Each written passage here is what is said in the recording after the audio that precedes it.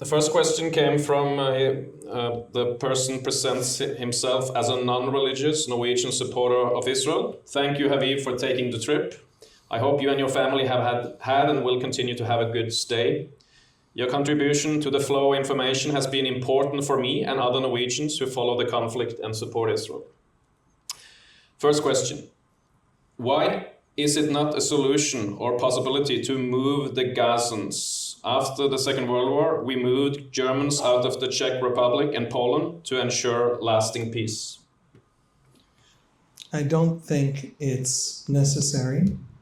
It's the kind of, well, there are a couple of reasons. One is the Germans who were moved after the war had somewhere to go. And Gazans believe that they are a people and have nowhere to go. There was once no Palestinian people in the sense that it didn't think it was a people, but there was no German people. And then it thought it was a people. And the same is true basically with the Palestinians. And by the way, the Jews were always a people, but the word meant things, that different things in different ways. There was always a corporate sense of Jewish peoplehood, of a nationality. The countries that tried to integrate the Jews most weakened that sense, America, for example. But even there, it isn't dead. The Jews have very high intermarriage because Americans love Jews and Jews love Americans, and Jews are American and Americans feel the Jews are part of them. And yet it's the lowest intermarriage of any group in America. And so there's still this strong sense of peoplehood, but the Jews only started talking about themselves specifically as a national movement at a certain point and moment. I don't judge these things. I stay away from these conversations. There is a vast Palestinian discourse about how we are fake, we are not a real people. And it is stupid. And it is terrible strategy, and it has driven them into a brick wall time and again, because if we're not a real people, and if we can just be pushed out through terrorism like you could push, I don't know what, the French out of Algeria after 130 years, then it's never legitimate to make peace. It's never legitimate to compromise if you could win. And so it's disastrous for them. I think the Palestinians are a people. And in some Zionist quarters, Israeli quarters of politics, and some communities, the argument that they're not a people, by the way, for reasons that all people are not fully a people in a full sense of the word. For example, some of them immigrated to that place in the centuries preceding, so is, how shall I put it? Not all Norwegians are blonde. Blonde is recessive. But people move, and they're still Norwegians, even if you have brown hair. That was meant to be flippant, but you see what I'm saying, right? These definitions are never perfect. And so there's a people, and you can't kick it out, especially when it has nowhere to go. By the way, nobody will take them. And why will nobody take them? Out of a fear that what the Israelis want is to kick them out. Netanyahu has said openly, publicly, we're not kicking them out, but we do have to remove Hamas, so there's no future for Gaza, and there's no future for us next to Gaza. That's not a defense of Netanyahu. I'm just saying that's not a solution. And the last point is the costs. The costs of attempting it are enormous. Because the cost of attempting it is validating to the world a lot of the evil things said about Israel. And I don't think we should take on those costs. And also, I don't think it's necessary. They can be de-radicalized. We just need to let the Arab Muslim world de-radicalize them. It's what the Saudis did to Saudi Arabia. It's what the Emiratis did to the Emirates. And the Jordanians are desperate to de-radicalize them. They're desperate to uproot Hamas. Hamas is a far greater danger today. The Muslim Brotherhood ideological world, the Salafist ideological world from which it comes, is a far greater danger today to the Saudis, Emiratis, and Jordanians and Egyptians than it is to Israel. And so they really would like to de-radicalize them. They need stability, they need Hamas removed, and then they want to come in and rewrite their curriculum and build them into a beautiful emirate. But it has to happen. In other words, I don't know how to win the war, but I'm just saying if the war can be won, that is what they are desperate to do, and they've said this publicly. So we don't have to, the costs are enormous, and they can stay there. By the way, let me just say biblically, it's Philistine. I don't feel any connection to Gaza. It's not the land of Israel. I'm sorry, totally irrelevant side point to nobody in particular. And if that sounded very weird to you, then totally ignore that I said that. By the way, so is Eilat. Eilat is also not the land of Israel. In Jewish law, you have to let the land lie fallow for every 7th year, the Shemitah laws. You can't harvest on every 7-year cycle. You can still harvest on the 7th year in Gaza by Jewish law. Okay? It's literally not. Anyway, I'm done. Question number 2 from the same person. We have parliamentary elections in Norway soon. The current government has been effectively working against the quick resolution of the conflict. Assuming Norway has limited but real leverage, what steps should a new government take that would tangibly contribute constructively towards a more prosperous future in Gaza, Israel, and the region? I'll put it very simply. It's the same thing I tell the French and the Germans and the Americans. If Israel is good and trying its best in a terrible situation against terrible enemies, then this is a simple truth, which is that everything anyone ever tries to do to Gaza, Hamas will undo. If you send concrete and money for rebuilding, Hamas won't rebuild the cities. Hamas will rebuild the tunnels. Gaza is built on soft sandstone that's very easy to dig tunnels. And they dug the largest tunnel network in the history of warfare. 500 kilometers of tunnels in something like a 40-kilometer territory, 30-kilometer territory. 57,000 tunnel entrances in every city and town in Gaza. The destruction of that system led to a lot of the demolition that you see in the footage. That system can't be allowed to be rebuilt. And if Hamas rules, everything you ever sent to Gaza will go to that system again being rebuilt. Because, by the way, at some point it's the sunk cost problem. The sunk cost fallacy is when, because you have spent everything on X, you can never really bring yourself to admit X was a mistake and go do Y. Because you've already spent everything on X. That's more or less Hamas right now. Mm-hmm. If it was wrong, if the strategy for October 7 and this war and that tunnel system and the bringing of the war into Gaza and the sacrifice of Gaza on the altar of the destruction of Israel, if that strategy was wrong, oops, it can't bring itself to admit it was wrong because of the scale of the destruction. You cannot do anything for Gaza. You can't protest, you can't fund, you can't save, you can't hate Israelis, you can't denounce Israelis, you can't call for a change of Israeli policy on Gaza that Hamas won't cancel out. There's another way that Hamas cancels it out. If you come at me, even in the good campaign, the righteous campaign, the campaign that says people are suffering in Gaza, they should not be suffering, and you yell that in one ear at the Israelis, and you say to them, I'm even going to boycott you, I'm going to sanction you, the Norwegian Sovereign Wealth Fund is going to defund itself from Israeli companies. Stop doing what you're doing. And then on the other side, Hamas comes to Israelis and talks to us all the time. Like 2 weeks ago, there was a big interview with a Hamas leader who said it's going to happen again and again and again forever. You come to us from that side, Hamas comes to us from that side, he says to us, anywhere you withdraw from, we will murder your children from that place. So you tell me I have to withdraw, or you'll sanction me. And they tell me, if you withdraw, your kids will be murdered, I promise. Folks, the pro-Palestinian campaign abroad and Hamas on the ground, inside the mind of Israelis, are arguing with each other. They're telling them opposite things. Withdraw or you'll suffer. If you withdraw, you'll suffer. Hamas is louder. Hamas will always be louder. And so, Hamas. That's the answer. Hamas, Hamas, Hamas. When Hamas is gone, the campaign that just wants good for Palestinians will have a chance at succeeding, because Hamas won't be telling Israelis something much louder.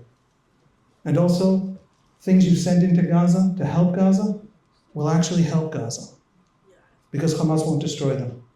If Norway did that, all the rest would make sense. But if you can't see that Hamas is the great obstacle, nothing you do matters. You can divest from everything Israeli. As long as Hamas is in Gaza, This war is going to come back in 5 years, even if you manage to end it today. Why does Israel not allow journalists into Gaza? I don't sit in those forums in the, upper ranks of the army or the people in the government who make that decision. So I'm telling you what my estimation is. My estimation is that they believe that everything that the media does today, it will do if they're on the ground in Gaza. With the exception that there's some chance that Israel might actually kill, by accident, a Fox News reporter, which will be everything that's happening today, but worse. They don't, if you are Israeli following the international coverage of the war in Gaza, then one of the things you can't help noticing, but that the rest of the world just sort of shrugs and moves on every single time, is the sheer volume of propaganda and lies. Now, Gazans are suffering, absolutely, truly, they actually are, tremendously. And yet still, in the coverage of them, there is constant lying. There doesn't have to be constant lying. You could just tell their actual suffering. It's enough. But they still constantly lie to you. And what do I mean? You remember the Al-Ahli hospital. The Al-Ahli hospital was a hospital in Gaza, is a hospital in Gaza, that was bombed, allegedly, according to Hamas, and then the Gazan Health Ministry, and then the New York Times, by Israel in an airstrike that killed 500 people. And that was the headline broadcast all over the world in every major media outlet from Pakistan to Louisiana. And then it turned out not to be true. And it took hours upon hours upon hours of it being the top story all over social media, getting billions of impressions on TikTok and Instagram. The only story there is, until it slowly, the headlines changed, and then the headlines died. And then it turned out it was an Islamic Jihad missile. And it didn't hit the hospital, it hit the parking lot. It had nothing to do with Israel. That has happened hundreds of times. In January 2024, UN agencies reported that there was starvation in Gaza. Not that there would be, not that if the policies weren't changed, there might be, not that it was small pockets of hunger in some places because of a specific temporary operation. Gaza was starving en masse. And it was a lie, total, absolute lie. And when real hunger, and by the way, and then there were corrections, and nobody ever publishes the corrections. And then when real hunger began in Gaza in June of this year, it was actually hard to convince Israelis in the Israeli press. This is real, because it wasn't once, and it wasn't twice, and it wasn't 10 times that it's been fake. So let them in. They lie anyway. Letting them in will only add fuel to the fire, I think, is what Israeli generals believe. They don't trust the media enough to correct seriously. I don't know if you know, the child being held by the mother showing starvation. There's real hunger in Gaza. There may well be dead in Gaza from starvation. There may be. We have only Hamas numbers. We don't actually have actual hard data. But the actual supply problems and the actual, by the way, the stupid Israeli policy that I've done podcasts and essays about. I was deeply, you're talking to the critic, okay, just to clarify. But that child didn't look that way because of that. Mm-hmm. And their healthy sibling was cropped out of the picture. And that picture was put out on a 55 million follower New York Times Twitter feed. Mm-hmm. And the correction that he was actually suffering from something else was put out on the New York Times PR Twitter feed to some tens of thousands of followers. Mm-hmm. They lied, and then they put some back page little, would you let the New York Times reporter into Gaza if you were the Israelis and thought that it was going to be that, but worse. And then if their reporter dies, you just created the great martyr of the 21st century. Why?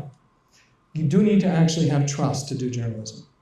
I think that's what the Israelis are thinking. I'm not sure that's the right policy, but I sure as heck get the criticism, get the distrust. Next question. Do you think it soon will be a new war with Iran? I don't think it'll come soon. They don't have a whole lot left to fight with. They have a missile fleet, a very serious and dangerous arsenal of missiles. So it would be that kind of exchange, possibly. But Israel could inflict such tremendous damage and would expand the circle of damage, and I think Iran knows it. Iran needs to chart a new path now, and there's a huge debate in Iran where to go. The conservatives are not losing power. They're doubling down on their hold on Iran. At the same time, Iran now has, I think, almost all but one province. Folks, look this up, Google this. All but one province is suffering from a catastrophic drought that's resulting in a famine, mostly because they've spent all their money, just hundreds of billions over the decades, on proxies, on the war to destroy Israel, on the war to take over Syria, on the war to control the Middle East, on the great revolutionary empire that regime has built. And Iran is one of the, Iranians actually had this saying that they're an incredibly wealthy country inhabited by an incredibly poor nation. They have some of the biggest, oil and gas reserves in the world, and they live in poverty, desperate poverty. So Iran needs to choose a new path. They know it. Everything they have invested collapsed for them. They spent untold billions on Hezbollah. Hezbollah was destroyed by the Israelis in, one good solid month, roughly. And their entire regime defense system was just annihilated by the Israeli Air Force almost without losing a plane. I mean, it was just, they had so catastrophically and disastrously collapsed in that war that they can't repeat that particular situation. So the regime is looking to survive, but also looking to chart a new course. I have a recommendation for them if they're asking for Haviv's recommendation. One of our great advantages in Israel, don't tell them this, okay? I'm actually not going to tell them this is our secret, is that we're a democracy. Now, I'm constantly angry at Israelis because every time they have a choice, they make the wrong one, in my opinion. So democracy has, got its problems. But being a democracy has a couple of tremendous advantages. And I don't mean moral advantages. I mean military, tactical advantages. For example, it's hard to go to war for nothing. It's not impossible. You could do it as a democracy, but it's harder. I have 4 kids. They're here. I'm going to send them to the Israeli army. Now, the Israeli army, unlike the Norwegian army, which is a good thing, actually there's a potential that they're going to actually go see combat. They're actually going to fight. I mean, I really hope Putin doesn't, make your army also go fight.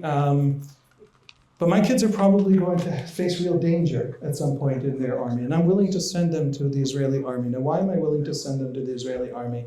Not because I believe that the state is so important and precious and valuable that I'm willing to sacrifice my children. It's the opposite. The state of Israel exists to protect my children. If it can't protect my children, it doesn't deserve to exist. That's its whole point. That's all it is. I'm willing to send them to that army because other people's children, right at this moment, are serving to protect them. There's a circle of solidarity in which everybody does that for everybody else. My dad served in the 73 war. I served in 2000. And my kids will serve. And everyone who serves in between protects us. And that circle of solidarity is only possible in a democracy. If I thought my kids would go off to a Putin war for the dictator's glory, my kids would not go to the Israeli army. So democracy is this incredibly mobilizing, powerful thing. It's not an accident that no 2 democracies have ever fought a war. Because there's always a better solution when you're 2 democracies. And when you do go to fight a war, democracies can mobilize like nobody else. And I think our enemies have discovered that. The Iranians should probably experiment carefully, don't do anything too quickly, with a little bit of democracy. They would become much, much more competent at war, at oil extraction, at everything. And also they would not want to destroy us anymore because 2 democracies don't fight. So that's my recommendation to the Iranians.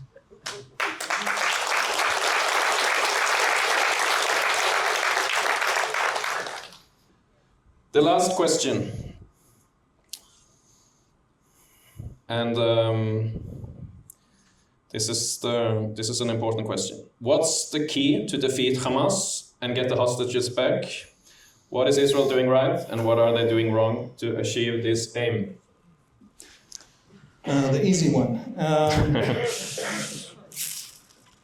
So let me start out by saying I am totally unqualified to answer this question. Luckily, however, I am a journalist, so that's not going to stop me.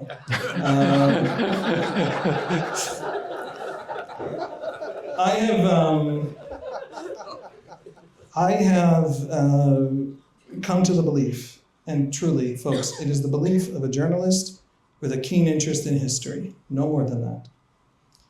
And many of my friends and family are soldiers, and I have followed this war very, very, very closely, and grown deeply frustrated by the people managing it. But I don't bring to this great expertise. In fact, I have asked a professor of military history to come on my podcast in about 2 weeks because he's traveling right now to Azerbaijan to help us explain what it would take. So on my podcast, you'll be able to learn the actual answer in 2 weeks. Hamas are a tremendous military challenge. They're unique in many ways. Nobody has ever fought a tunnel war the way they fought a tunnel war. It's never happened before. The Viet Cong did an enormous tunnel system, tiny compared to Hamas's tunnel system, and over a vastly larger territory. In the end, no tunnel system. It wasn't the strategic kind of... Hamas is also willing to destroy Palestine. I have to really clarify this point. Hamas it is not, in that sense that we would understand it as Westerners, Palestinian nationalist. It simply isn't. If on the altar of the destruction of Israel, which it sees as a stumbling block for Islam recovering from centuries of weakness, the weakest thing that ever pushed Islam back, in their view, is Zionism, is the Jews. And if they then, overcoming the Jews is the first step Islam must take to return to its rightful place in history, out of this 300-400 years of weakness and backwardness. This is how Hamas talks. This is how the people who founded Hamas's ideology, the Muslim Brothers of Egypt, Hassan al-Banna, the founder of the Muslim Brothers in the 1920s, talked. He learned it from his teacher, Rashid Rida, the great theologian of the late 19th, early 20th century, who learned it from his teacher, the Grand Mufti of Egypt, Muhammad Abduh, who learned it from his teacher, a guy named Al-Afghani. There is a long lineage of Muslim theologians talking about Islam's weakness and what it means theologically, and they produced the Salafist. Salaf means forefather, the forefatherist, going back to the early generations of Islam, back when we were successful. If we can mimic them, then we today will be successful again, and this weakness of centuries will fall away. And so we have to go back to being those early generations of Islam. That vision is the animating vision of Hamas. It is the animating vision of Al-Qaeda. It is the animating vision of a lot of these Salafist organizations and groups. And because of that great vision, because the redemption of the world depends on the destruction of Israel, because the restoration of Islam to its rightful place requires first the destruction of Israel, and on the restoration of Islam, the whole world's redemption depends if you're a believing Muslim. Because that is Hamas's vision, because it's vast and religious and theological and a little bit eschatological, destroying Palestine is a worthwhile price to pay for the destruction of Israel. And so they are willing to destroy Gaza, and that is a new kind of challenge that I don't think the Americans faced in Vietnam. The Viet Cong wanted to rule Vietnam. They didn't want to destroy Vietnam. They weren't willing to destroy Vietnam. So that's a new challenge. All of that's to say I really don't know, and here's what I think. There have been multiple failures in ending guerrilla wars, in standing armies facing down guerrilla armies embedded in supportive civilian populations. Those failures are famous. You know, the French failed in Vietnam, before them the Japanese failed in Vietnam, and after them the Americans failed in Vietnam. The French in Algeria, the British in Kenya, again and again and again, standing armies failed to defeat much, much weaker guerrilla armies, but they had the support of the civilian population. In a sense, that's Israel's problem here. But there were also many examples of standing armies that succeeded, that people don't pay attention to. The Greek Civil War with communist rebels supported by Yugoslavia. The Shining Path Maoists of Peru. One after another, and if you go in, you'll find half a dozen of these at least just in the last 100 years. And every single time they did two things. The first thing they did was they managed to cut off the guerrillas from their supply chain. They starved the guerrillas out. And the second thing they did, and maybe they did this one first, they managed to separate the guerrillas from the civilians. Sometimes they did it gently, magnanimously, by helping the civilians, by solving the problems that the civilians had that the guerrillas promised to solve. Sometimes they did it brutally, by forcibly moving the civilians into a completely different area.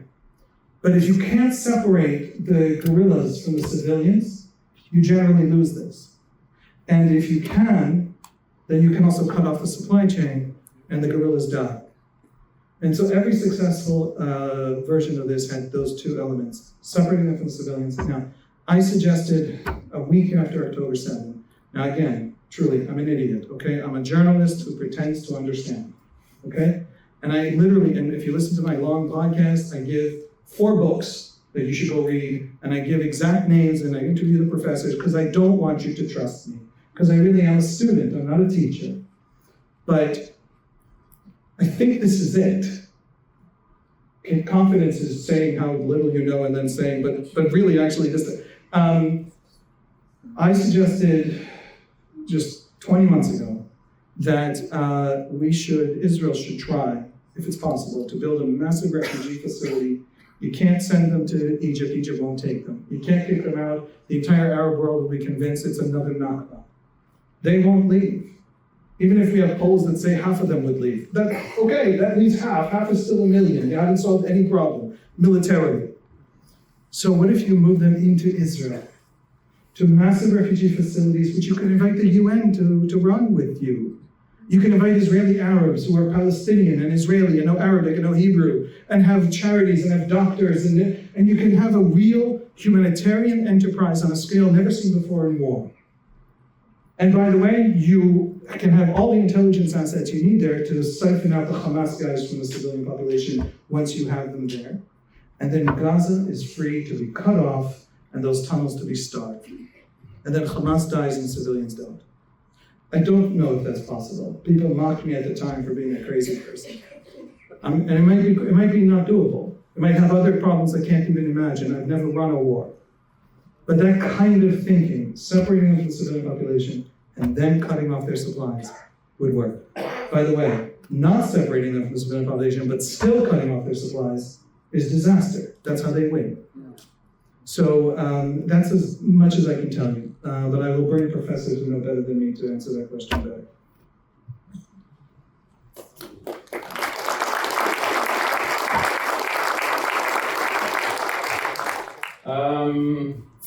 Just quoted your humility of being a student and not a teacher.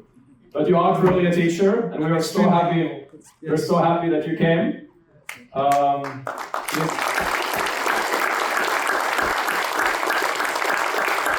Thank you very much. Can I say one last sentence? Yeah, some encouragement to these guys. Friends, times are tough, and that's okay. This is to the Jews in the room, and to friends of the Jews in the room. Feel any feeling you want, feel all the anxieties that this moment has, but don't feel afraid. We, Jews, I can't speak for everybody else, are the strongest generation of Jews that has ever lived on this earth. There have been many, many generations of Jews, and they have suffered terribly, and they have never had our strength. Our strength in every sense of the term, every single imaginable sense. And the enemy will come. By the way, that we are strong and that we have terrible enemies, none of those things absolve us of having to also do as good as we can, as well as we can, and as moral as we can. We are the strongest generation of Jews who has ever lived, facing challenges that many generations of Jews have faced and worse. We're going to win this. We are so strong that the campaign to destroy us is primarily working against our enemy's own interests. That's how strong we are. So don't be afraid. Thank you for having me.